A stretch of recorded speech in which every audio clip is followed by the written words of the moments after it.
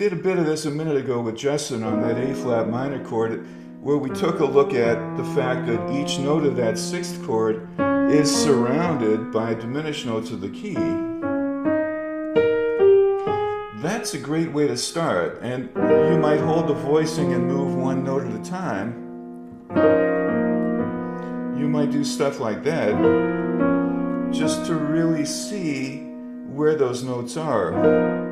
Let's take that to F6. Let's take that exercise to F6. Now everybody, if you happen to have your instrument nearby, what I want you to do is just think about each note of that F6 chord surrounded with notes of the diminished, which is going to be B flat, D flat, E, G. Do it like that. And then I'll show you what I like to do with something like that in a practical situation. So, everybody understand what I mean? So, you can do it single-notedly. Right? That's using diminished notes to surround. I went above and below. So what I like to do is this. Let's say I was playing something and it was, say, in the key of C. So I've got D minor 7, G7 to C major, for instance. I like to start with the surround. I won't just hit D minor 7 right off the bat, and sometimes I will. But what I like to do is start with a surround of that D minor 7th chord. And what's interesting about doing that is, not only is it an interesting sort of movement, because it's not what people expect to hear, but what comes along with it is a little rhythmic package, because that's probably going to start on the end. You can say 3, 4, you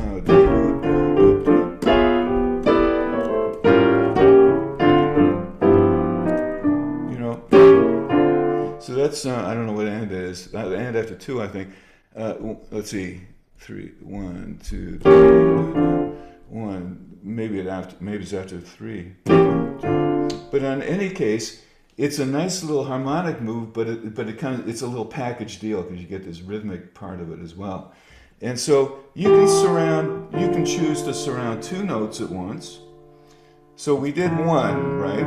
We had a look at taking apart that F6 chord, which we know is D minor 7.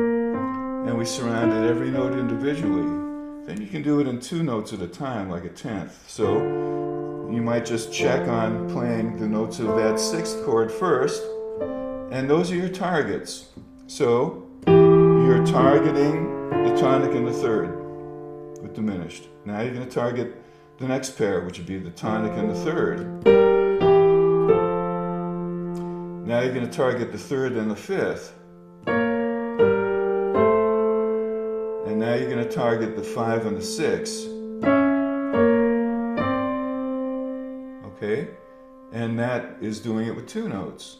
And you might say, oh, well, maybe I'll try 3. So how about if we target, now I'm thinking D minor 7, right? I've got the tonic, the 7, and the flat 7, flat 3. That's what I'm going to do. That's my target now. So I'm going to say diminished notes above, diminished notes below. There's my target. Okay, and you can do that all the way up. So the next bunch of notes would be the tonic, the 6th, and the 3rd. See, this really gets you to concentrate on the different parts of the chord and where the diminished notes are, right? Next one up would be the 3, 1, and the 5. So we say, okay, those are the diminished notes above, below, and there we are. And then we'd have the 5, the 3, and the 6. So that would be that one, right? So, and they're all, you will play all of them as you're playing. So here's 3.